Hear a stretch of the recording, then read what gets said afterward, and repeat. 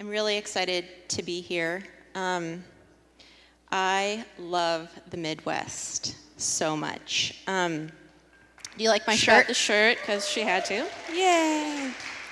I have the word California tattooed on my arm, which you may have noticed if you've stood close to me in the last few days or you know me. I obviously love California, or I wouldn't have had it inked on my arm. But every time I come here to this part of the country, I always feel so welcomed, and y'all are so, so nice. So thank you, thank you, thank you. It's been an amazing experience at Weapons of Mass Creation so far. We're having so much fun. I go a lot of places to speak, and I always have a good time, but I have not felt as comfortable and as welcomed as I have here in a really long time. So let's give it up for Joseph and Jeff and Weapons of Mass Creation. They're doing a great job.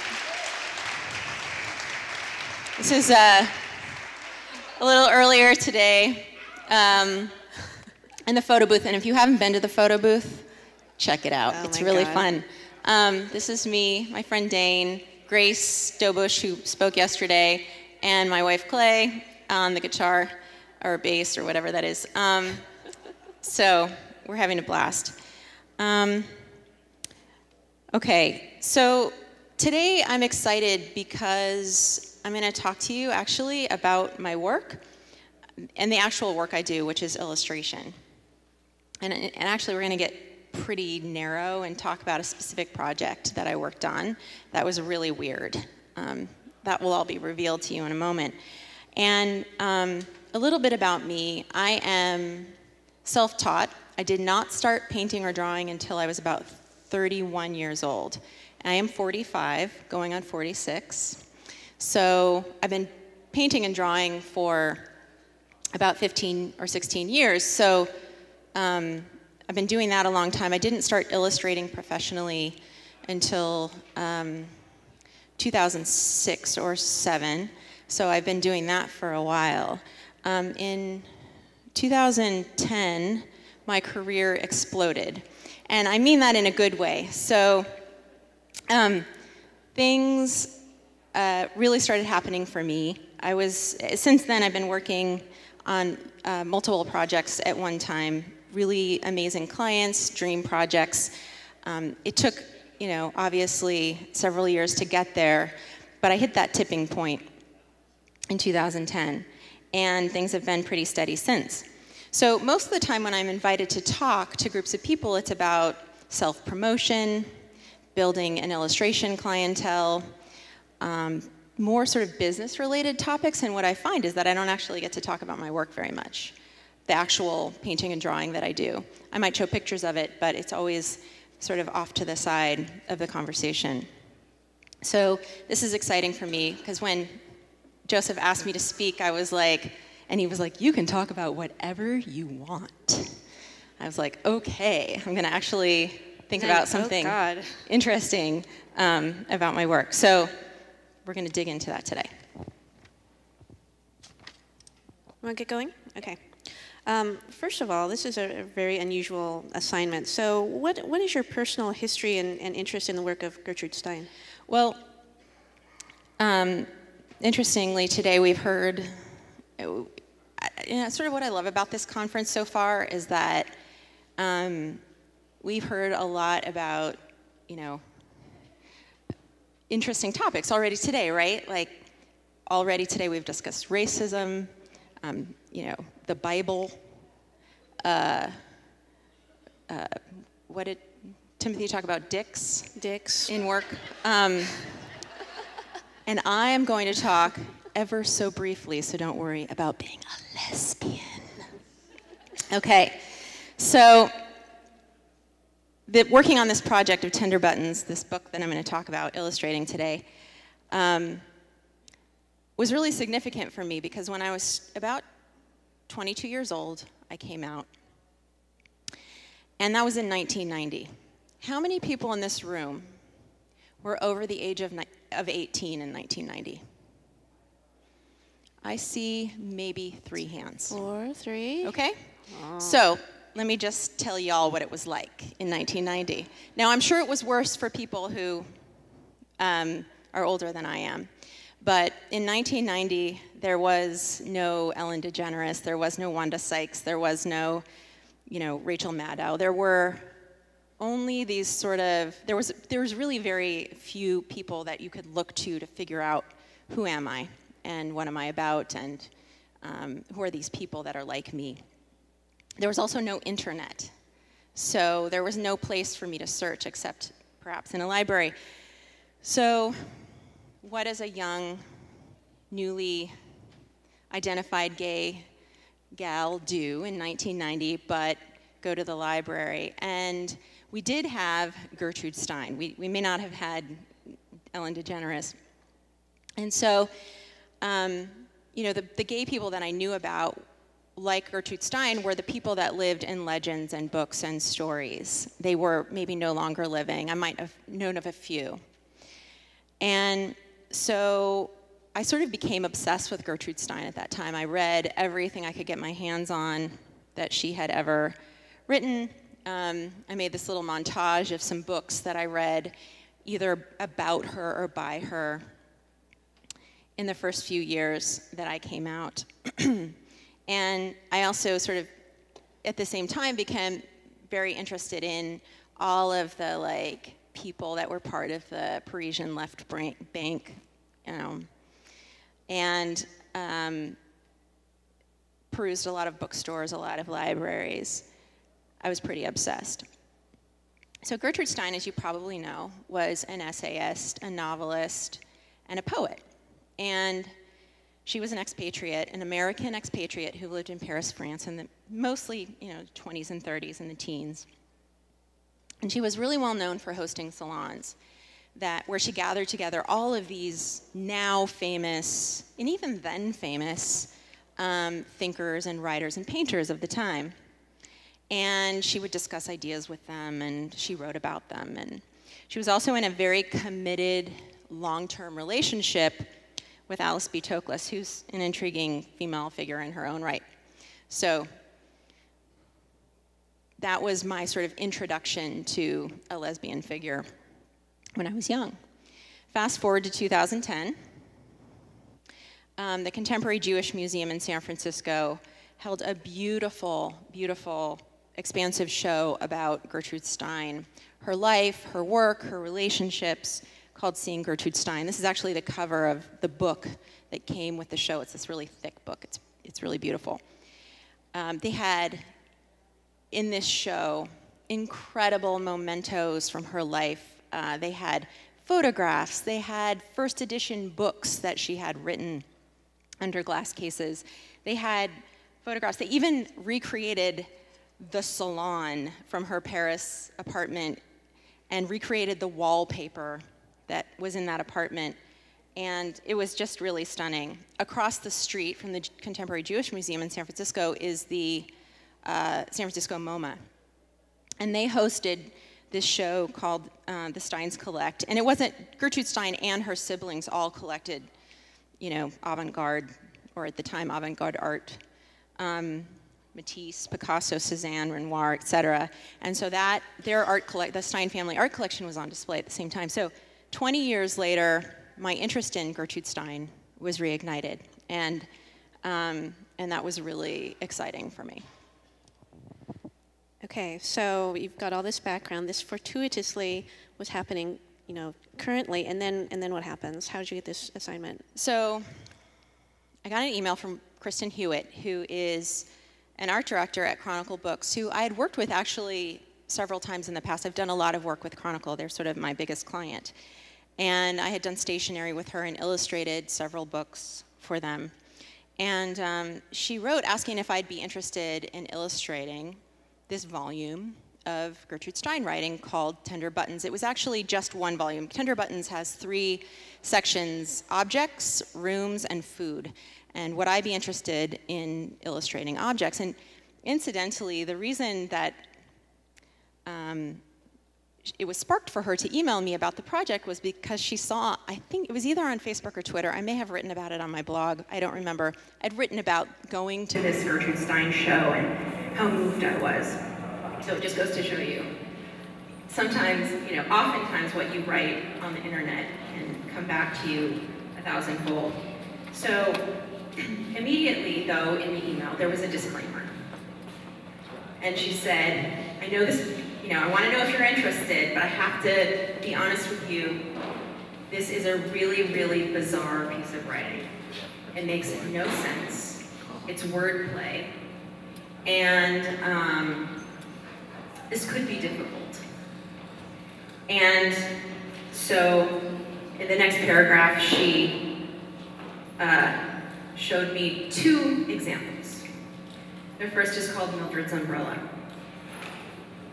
So you can read along silently with me as I read the first one to you. A cause and no curve, a cause and loud enough, a cause and an extra loud flash and an extra wagon, a sign of extra, a sack, a small sack, an established color, and cunning, a slender gray, and no ribbon. This means a loss, and a great loss of restitution.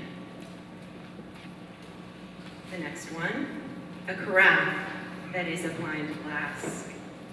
A kind in glass and a cousin, a spectacle and nothing strange, a single hurt color, and an arrangement in a system to pointing. All this in not ordinary, not unordered, in not resembling. The difference is spreading. Now I had known, because I had read so much about Gertrude Stein 20 years earlier, that she did some of this, not all of her writing, by the way, sounds like this, but I knew that she played with words and that some of her writing was this nonsense writing. So, this didn't come as a complete shock to me, but immediately I was like, I would have no idea what to do with that shit. I'd be like, an umbrella, yay, okay. All right, so you took the assignment. Let's talk a little bit more about the process then of getting visuals out of such abstract wordplay. Well, let me just say first, I was really, really excited. So several speakers have talked today about this whole idea of really challenging experiences, or things that are outside your comfort zone, being the thing that potentially is like rife for the most creativity. So I was, Gertrude Stein's Tender Buttons was originally published in 1914. No one ever illustrated it. And it was in the public domain again. And so when something is 75 years old or older, it becomes in the public domain. Anybody can do whatever they want with it. So Chronicle Books was like, we're gonna illustrate this book that makes no sense and see if people will buy it, And so I was like, okay, I was excited. I was totally honored. Obviously, I loved Gertrude Stein. I had gone through this period in my younger days where I was sort of obsessed with her, so I was thrilled. But I was also super scared. Many of the poems, and I'll show you several examples in a moment, had as you can see from reading the ones that we just read, had very few literal references. And when you illustrate something, those of you who are illustrators or even designers know, you rely on visual cues. So oftentimes for editorial illustration, you'll get an assignment from an editor and they don't want you to make a literal illustration. They want something that's more figurative or something that's referential. But there's still something to hang your hat on. There's still something that you can draw on for your illustration. But in this case, there was nothing, and it got really ridiculous. Stein's writing emphasizes sounds and rhythms. So she's really playing with words. They called it like verbal cubism. So at the time, cubism as an art form was really popular. She was playing with cubism in words. And she completely departed from traditional meaning or syntax. So, they were intended not to make any sense. And, a lot of people at the time actually thought it was a hoax, that she was like purposely messing with people. Others thought it was complete gibberish. And so, I was excited because what I realized very quickly is that this was an opportunity for a lot of artistic freedom. So in a lot of illustration work, you have these sort of boundaries that are very tight around what you illustrate based on whatever whatever is written. I do a lot of book illustration, and some editorial. And in that case, you know, aside from the decorative work I do, my work is really like defined by, you know, words that make sense. So in this case, I knew I was going to have a lot of freedom. I had worked with Chronicle in the past quite a bit, and I knew they were going to give me a lot of artistic freedom. So I was pretty excited. The process. As with most illustration work I do, I started with sketches. But before I started with sketches, in this case, I had to, as you can imagine, brainstorm lots of lists. So, for example, one of the poems that I illustrated was called A Petticoat. Now, this was one of the shorter, when I say poem, I'm going to put it in quotes, poems, in the book. I think there's a little dispute on what we actually call them, if they're prose or poems or what they are. But for the sake of this conversation, let's call them poems. And this is one I started with early on. They didn't make me go in a particular order. By the way, there were 42 in the book. There's actually more than 42 in the book, but they had me illustrate 42. And so I would brainstorm trying to pick out visual cues. So in this poem, there's the color white, right? There's the word a disgrace, which could be really widely interpreted, an ink spot, and a rosy charm. And so I was able to really use my imagination in this project because you could turn this into anything. But I envisioned, oh, by the way, because this is a book called Objects, a lot of the titles of a lot of the poems were actual objects. So a petticoat is an object. You'll see other examples in a moment, but there was like a table, a chair, a shoe, a piano, you know, on and on. Not all of them had literal titles, but the titles in many cases actually drove what the illustration was. So I knew it wanted to include a petticoat. So this is actually my sketching process, and it might be a little light for you to see, but the first sketch I made was a horse. I don't know why I chose a horse, but a horse in a petticoat that had an ink stain on it with the horse in the petticoat was wearing a rosy charm. And in a lot of cases, the illustrations, I had so much artistic freedom that the illustrations I chose to do were actually a little weird. Okay, so I'm going to interject here that we were talking about this, and you'll see more process sketches. I think your starting point ended up being a lot more surreal than what your editors wanted to end up as. How do you feel about like them shifting things that much? Well, in this case, they were like, "Oh, we really like it, but can you change it into a real girl?" And you know, I was like, "Okay, that's fine." In one case, and I actually took the slide out because my presentation was getting too long.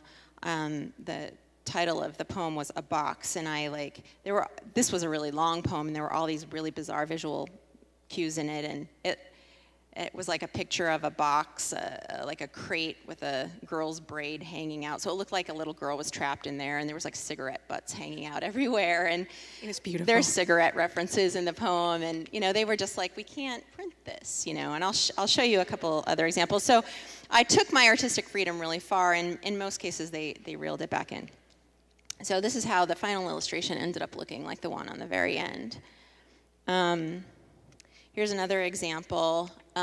This one was called a red stamp, and like I said, in many cases I wanted to make the actual visual reference, the title, I'm just checking my time here, sort of like,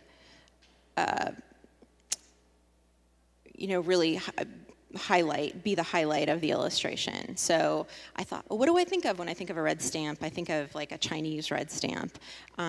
There were other visual cues. Like, it's really silly when you try to make sense of how I made the illustrations for each of the poem if you're actually reading the words, because I'm literally just like, oh, it says lilies. I'll make her hair lilies. They wanted me also to have a combination of people and animals and objects in the illustration so that they were rather varied. that's what I did. Here's another one. There were four on this page that I got to choose from, and I ended up choosing a white hunter. And what I didn't know at the time, who knows what a white hunter is? Literally. Anybody? It's a game hunter, like in Africa, like at the time Gertrude Stein was alive. A white hunter was like a game hunter. And so I decided to draw a white bird with a hunting hat on, and then for whatever reason We like pinks. I do like pink, a neon pink, so I made the bird enveloped in pink ribbon. Again, I got to throw in a lot of my own preferences, whether they had anything to do with the poem or not, which was nice because there was so much artistic freedom. Here's another example. I ended up, so this is one where the title of the poem is not a literal reference to an object. So, but I sort of glommed onto the line that says, a real soldier has worn lace.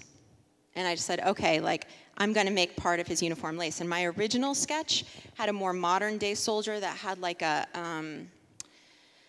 helmet, the roundy one. Yeah, the round helmet that soldiers wear, and I covered it in lace. And then I didn't even turn that one in because I realized I don't want anybody in the service to be offended that I'm sort of mocking in any way. So I said, well, maybe if I make the soldier more from the period that Gertrude Stein lived in. So I got a picture of a World War I soldier and covered his holster and cap in lace. So that was that one. A chair. This is actually the image from the cover that they used for the cover of the book. Again, a really long poem, and I had to find something. There's a line in here somewhere about a bloom or something, an artificial bloom. So I just drew a picture of a flower coming out of an upholstered chair. This one was called a plate, and plates and a dinner set of colored china packed together a string and enough with it to protect the center, cause a considerable haste and gather more as it is cooling, collect more trembling, and not even trembling, cause a whole thing to be a church. This one I actually think I had some church reference in some of the original sketches, but I ended up going with a plate with some floral design. There is some flower reference in there, and I tied it with a string in the center. This one is called a seltzer bottle, and again, here's one where I actually was a seltzer bottle, something really concrete I can use for the illustration.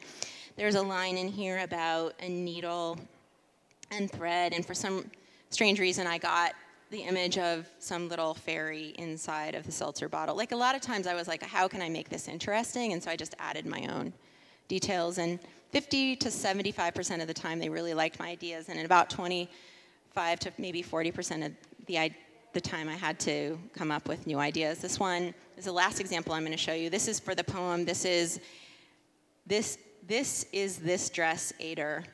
Ader, I didn't even know what that meant. I think it's just somebody who helps someone else. And it says, Ader, why whose, etc. And it talks about a jack in kill her, a jack in makes a meadowed king, makes two let. And I was well, where do you see a jack and a king together in a card set? So I just made a playing card that had a king on one end and a jack on the other, at the bottom. So I just got clever. And this was the third round of drawing for this one. So. Okay, we've got just a couple. Oh, geez, this goes by too fast. Sorry. Good God. Okay. So one quick question then about the, I don't know how many folks here have done full books. This is not just an illustration project. This is really having so much say in all of it. How much say do you normally have in the appearance of a book when you're doing a book? Because you've done a lot of different book projects. Normally not a ton. I worked with Chronicle quite a bit, and so there's been some leverage over time in having some say. They know me pretty well there. They ended up choosing this as the cover image, which I was pretty excited about. They had me take the pattern that I painted on the chair. I make repeat patterns as part of my work.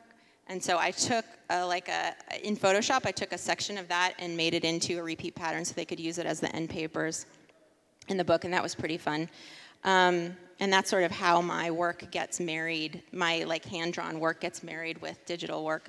I also proposed to them that the drawings be made on negative space, which, so they had no background, they were fine with that. I said I'd like to draw in graphite and gouache, they were fine with that too. How are we doing, Joseph? Give us 2 more minutes. Okay. Should we wrap this up? Okay. So you are becoming pretty well known for doing books. You're doing covers and you're doing a lot of the illustrations inside of them. How do you like doing this compared with all the other work you do? Because you've got your repeat patterns, you're starting to do products and things like that. What is a different challenge of doing book work than other kinds of work?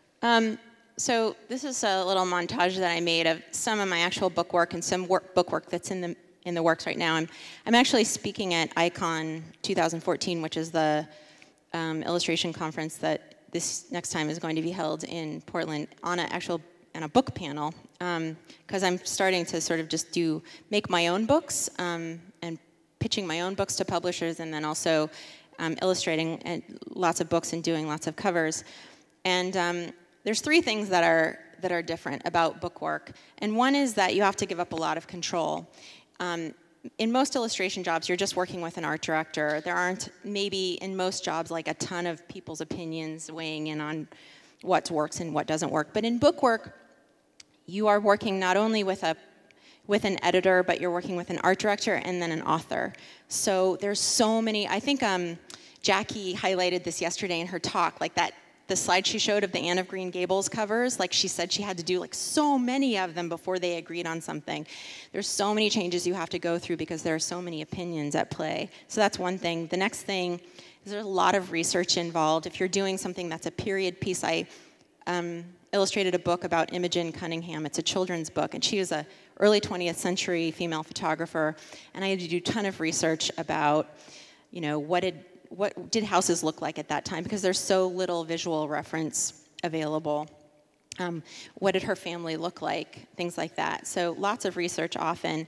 And lastly, and probably most frustratingly, the publication time for books is so long. So you work on something so hard for sometimes 6 to 9 months, and then it doesn't come out for a year and a half. So you turn it in, and then there's just and you forget nothing. And then, in fact, you always forget about it. And they're like, the book is, we want to send your advanced copies. What's your address? And you're like, oh, wait, I totally forgot I did that.